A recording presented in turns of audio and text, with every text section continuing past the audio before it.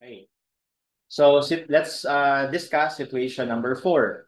In the three-hinge arc shown, the diameter of the arc is 3 meters with center directly below C and 3 meters to the... Actually, erroneous itong problem na to, no? Sorry about that.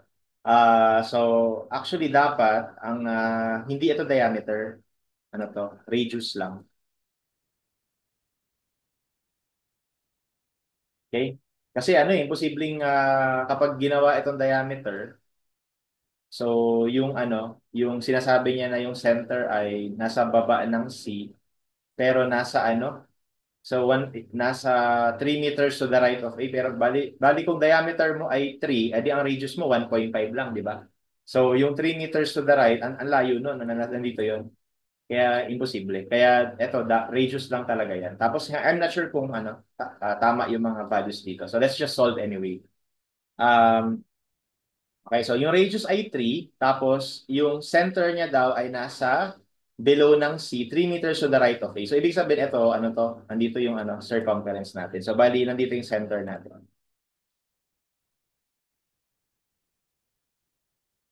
So ito ay 3 meters, tapos 3 meters din ito. Okay, nandyan yung center. Tapos ano pa?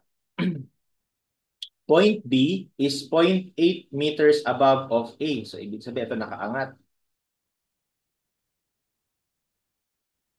Ito ay 0.8. Point D is 0.4 meters horizontally from A. Mamaya na yung D, no? Mamaya natin intindihin yung D. P1 is 3 kilonewtons.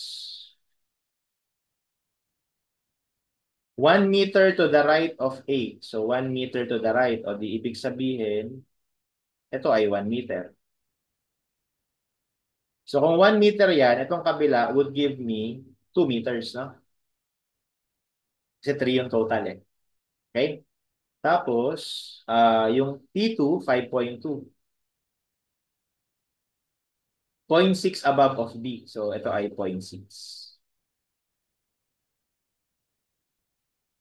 Okay, the cross-section of the member has dimension 250 by 125. So kumbaga yung dimension nito, ganito siya.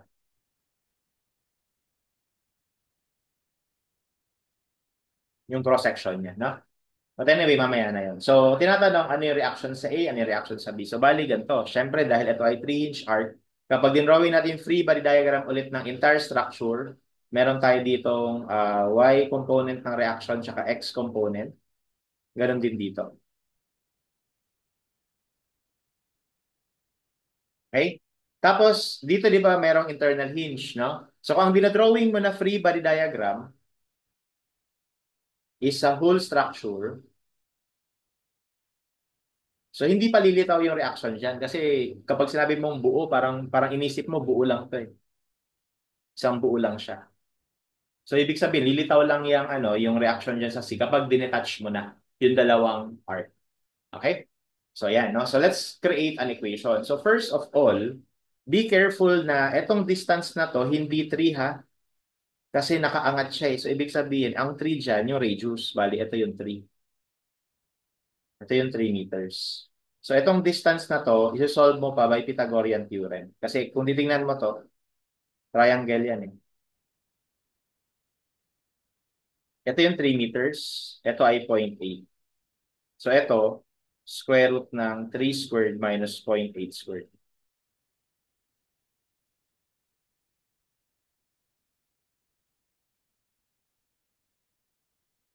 2.891.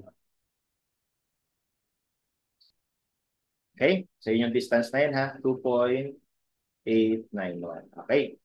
So, let's create equations. I'll start by creating equation. Let's take summation of moment sa sa B na lang is equal to 0. Assuming counterclockwise passing. So, let's start with AX. Yung AX, iikot yan, no? Yung AX. Ang moment arm ng AX is itong 0.8. Ang rotation ni AX about B is counterclockwise. So, positive.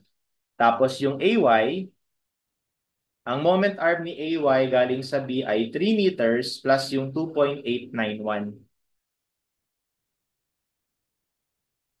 Ang rotation ni AY ay clockwise. So, minus. Ano pa?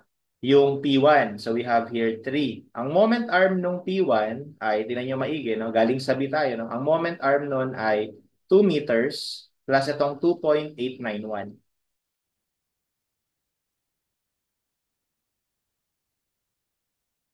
Okay? And then, ang rotation niya is counterclockwise. And then, we have 5.2 na ang moment arm galing sa B ay 0.6. Ang rotation niya about B ay counterclockwise din. And wala nang iba, no? That is all equal to 0. So dito makakabuo muna tayo ng isang equation. So 0.8 AX minus ilan yan? 5.891 AY. Tapos transpose na natin ito sa kabila. 3 times 2 plus 2.891 plus 5.2 times 0.6. So that's 17.793. Pag transpose sa kabila, negative. Ayan. So tawagin lang muna natin yan na equation 1.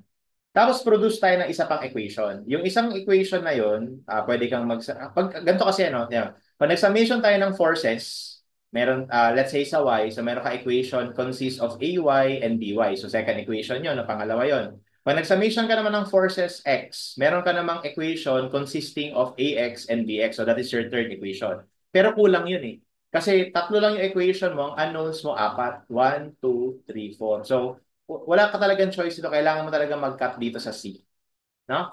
Kaya ang gagawin ko, magka-cut na ako kagad doon sa C tapos i-isolate itong nasa kaliwa. Kasi ang goal ko, makaproduce ng isa pang equation na ang nilalaman, AX and AY pa rin para two equations, two unknowns na lang, masosolve ko na. Okay? So, i-cut natin yung member na yun sa kaliwa, yung member AC.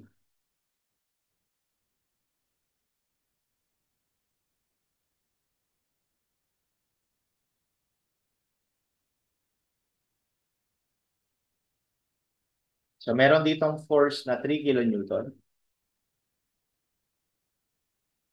na ang distance ay 1 meter tapos 2 meters. Tapos andito yung AYAX. Tapos ngayon may lilitaw na dito na CYCX. Okay, tapos yung mga sukat dito 3 meters.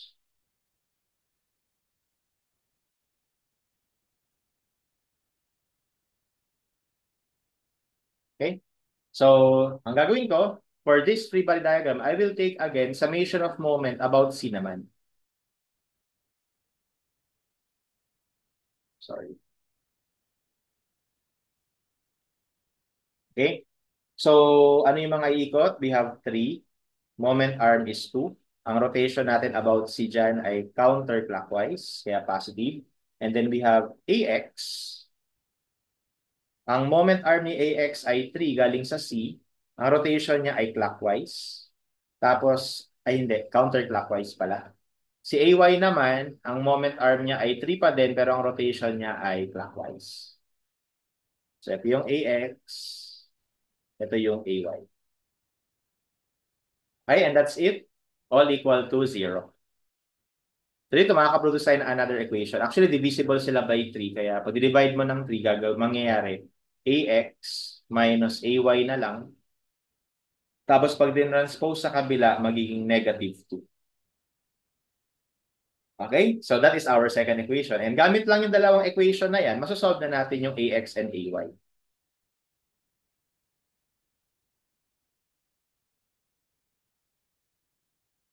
So mode equation, ayan. So 0.8, negative 5.891, plus negative 17.793.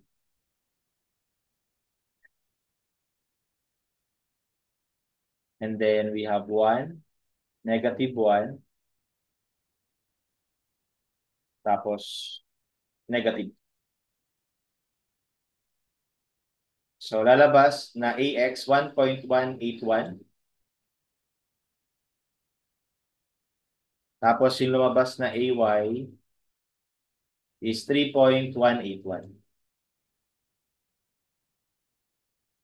Okay? So, ano ba tinatanong sa 10? Reaction sa A. So, neither of this is the answer, no? Ang reaction sa A is yung resultante ng dalawa.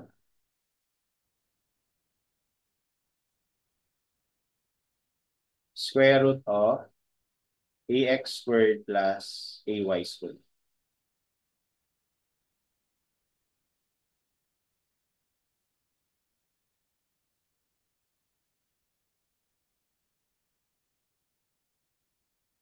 And the answer should be 3.393. Okay, so this is the correct answer. So, correction na lang ito ha. Pakilagyan na lang sa ano natin. So, wala sa choices yung sagot. Okay? Kasi nga may error dun sa problem.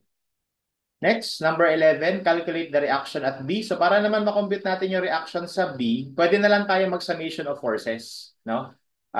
Going back dito sa sa free body diagram ng buong structure. Dahil meron ka na nito, masosolve mo na to. Dahil meron ka na nito, masosolve mo na rin to by simply summation of forces. No? So, lagay ko lang dito, no? Number, 10. For number 11, no? Refer to the free body diagram of the whole structure. So if you take summation of forces x is equal to 0, we will have, no? So again, sa whole structure tayo nakatingin. AX, BX, tapos may 5.2 na to the left.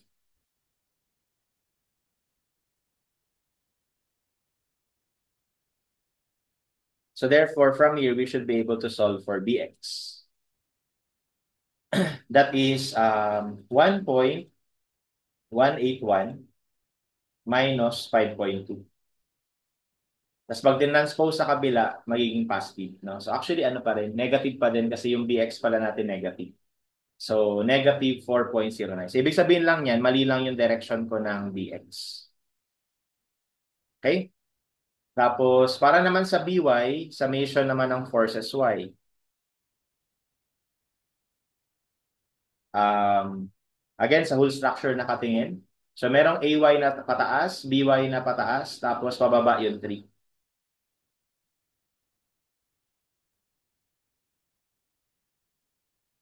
So, therefore, our BY must be AY is 3.181 minus 3. O, di ano lang siya, 0.181. Pag dinipat sa kabila, mag-negative. So, negative 0.181 kilonewton. Again, yung negative na yun is only telling us na baliktad yung direction. No? But the magnitude is correct. So, meaning our reaction at P, which is square root of bx squared plus by squared, will be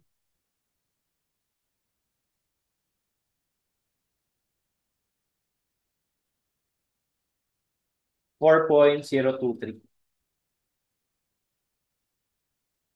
kilonewtons. This should be the correct answer. Okay? And then finally, calculate the flexural stress at D. So, pinapahanap yung flexural stress at D. So, yung D kasi, ang gagawin natin para ma-analyze natin yung D, magka-cut tayo dyan. Nakakat natin to. Tapos, ikaw na bahalang mamili. Pwede mo i-isolate yung kaliwa or yung kanan. No? So, ako, sige, sa kaliwa na lang para mas konti.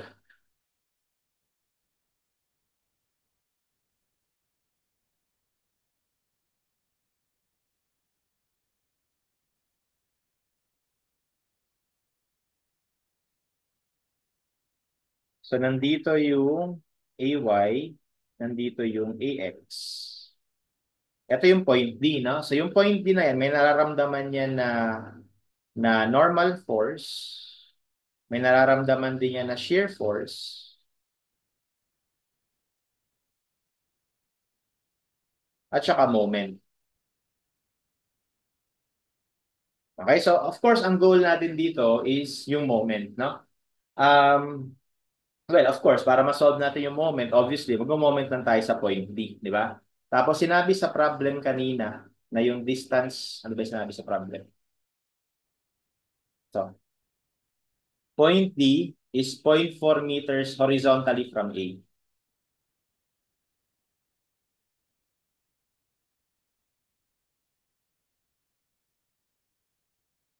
0.4 yan. So, kailangan ko rin tong distance na to. So, ano yan? So, balik tayo dun sa shape. Di ba ano to? Ito yung center niya. Ito yung D. So, di ba ito ay 3 meters. So, kung ito ay 0.4, itong kabila, 3 minus 0.4, ilan na lang yun? 2.6. So, ibig sabihin, to calculate this, you consider this triangle. No? So, meaning, ano yan? Square root by Pythagorean theorem. Square root of 3 squared minus 2.6 squared. So, that gives us 1.497.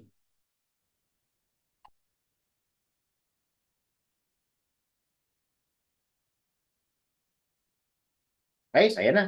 So, take summation of moment at D equals 0. We have yung moment sa D na M,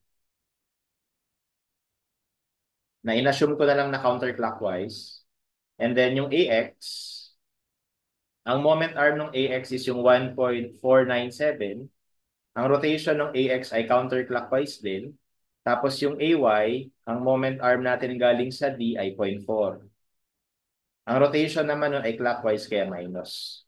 And wala nang iba, so all equal to 0. So therefore, we can now calculate our moment at D. Ano nga ulit yung AX natin? Ayun, 1.181 times 1.497. Pag tinranspose natin yan sa kaliwa, mag-negative to, di ba? I mean sa kanan, pag tinranspose sa kanan. Tapos yung AY naman, pag tinranspose sa kanan, magpa-positive. Positive 3.181 times 0.4. Okay, so lalabas na moment ay negative 0.5. Negative 0.5 or 4.45 ba yun? 496 na lang, 496 kilonewton meter. And don't worry, yung negative sign na, ibig sabihin, baliktad lang yung ano ko, yung direction ng moment. Alright? So anyway, dahil meron ka ng moment, so bali yung moment na yun, mag-a-act sa cross-section na to, na 125 yung width, tapos 250 yung height, no? So parang meron kang moment na mag-a-act dyan. Okay? So ibig sabihin, yung bending stress, ano lang, MC over I. Okay? Syempre, yung C natin dito, ito, no? Yung half ng 250. Tapos yung I natin, BH cube over 12. So, ganun lang kasimple. No? Diretsuhin ko na sa calculator, ha? Yung answer, multiply lang natin ng 1 million para maging ano, Newton millimeter. Tapos yung C natin, 250 over 2. Tapos yung I natin ay 125 um, BH cube, no? 250 cube over 12. Okay? So that gives us 0.38 megapascals. Tama ba? 0.38 megapascals.